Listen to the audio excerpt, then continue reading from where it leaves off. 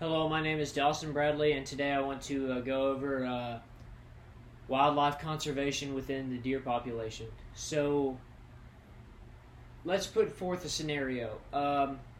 You are an avid hunter, and you always abide by your regulations. You don't shoot more than 5 deer per year. You always check your county's stipulations. You don't hunt at night. You don't hunt from a truck. You always use the guns that are regulated. You don't shoot more than your tag, and you always register the deer you shoot with the state at your tag station. And then let's bring forth another scenario.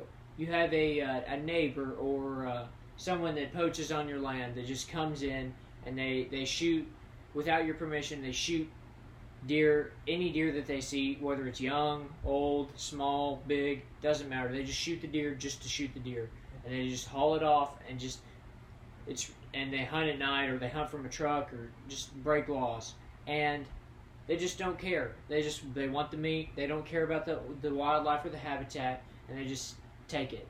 Well, that's very discouraging for a hunter, and that is a big problem, and that is oftentimes why an area has a low amount of deer in that specific region. In the past, when settlers came to the Americas for the first time, to North America, the deer population was estimated to be about 50 million in 1450 AD, and that population was at about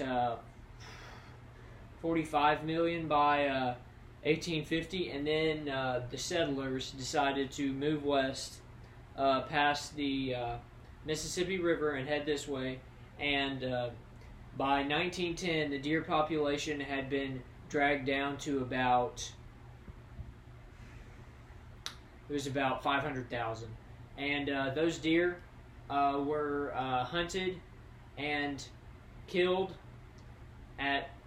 with no regulations, no stipulations, and they were just massacred, almost like the plains buffalo, which actually went endangered, and they're rebounding nicely now. But in the past, there was just complete and utter destruction of wildlife.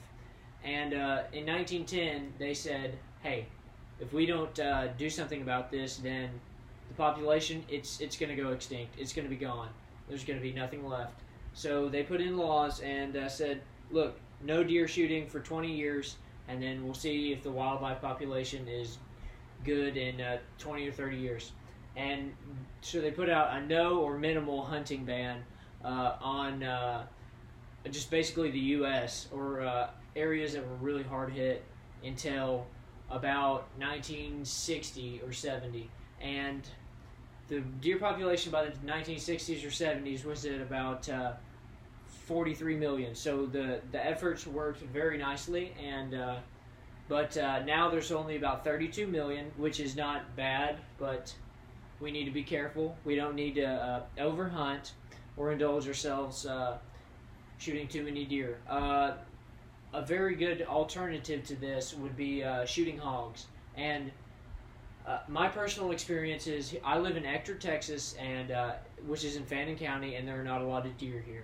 I have hunted for 15 years, and I have seen about 3 to 4 deer, and that's 15 years. That's about 2,000 hours of hunting. Now, what I hunt for isn't deer. I hunt for hogs, which are a nuisance animal, and they reproduce at an exponential rate that you almost cannot stop them. So that is a very good alternative to deer hunting. If you feel like your deer herd is low, you can hunt hogs. Hog meat is good meat, and some would argue better than deer, and that just helps the deer population come up as well, because they oftentimes don't go to the same areas. My second point would be overpopulation. Some cities and urban areas have as much as 30 to 40 deer per square mile, and that is too many. The deer will start dying of starvation because there are too many deer that rival for food and water, and they will just die of starvation because 1 square mile cannot maintain 40 deer. And especially if this is in the city. If there are that many, sometimes in some cities in West Texas and Central Texas, there's up to 30 to 40 per square mile in the city, and that's in people's yards, in public parks, eating things, eating bushes, shrubs, trees, grass, and just destroying it. And sometimes, in order to combat that, they bring in bow hunters, or they just have the SWAT team come in and shoot them.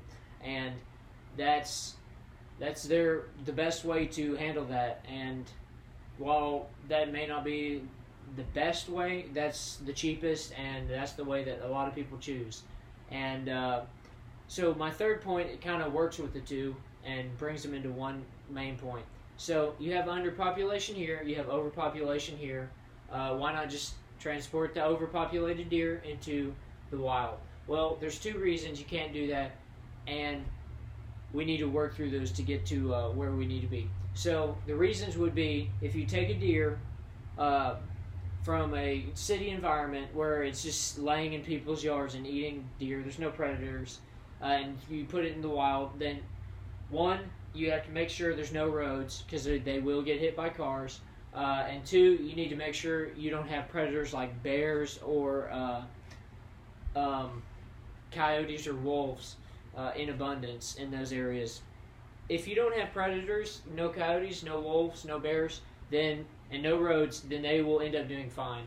Genetic variation greatly helps a deer population, especially if that deer population is low. Oftentimes it ends up the deer that are creating new populations, that are trying to create new populations, are creating sterile deer because those deer are related, and that creates genetic defects where they cannot reproduce. And that's why genetic variation is often the best way to help that population. So you would take a deer from the city and mix it with this deer that's out here, and they could create young that were not, they were actually able to repopulate. So what I want to end with is make sure you're being a responsible hunter. Do not shoot too many deer. Follow your state regulations and observe your deer herd. If you have 40 deer in 5 miles, 10-mile radius, that means you should probably be shooting no more than 1 to 2 per year. That's a good per person. As long as you don't have like 30 people hunting that land, then you'll be okay. If it's just about around 5 people, just manage your deer herd. Don't shoot 5, don't shoot 10. Shoot in season. Follow the rules and regulations, and they were set in place to maintain a good deer herd. And finally, I want to say, if you would like to help out, you can always donate money to wildlife organizations, and you can always include in that money a short note saying, "This is what I want this to go for," and that would greatly help the cause, because relocating deer is often expensive, because a tranquilizer gun or a net coming from a helicopter are often the only ways to get those deer, and that can be expensive. Thank you.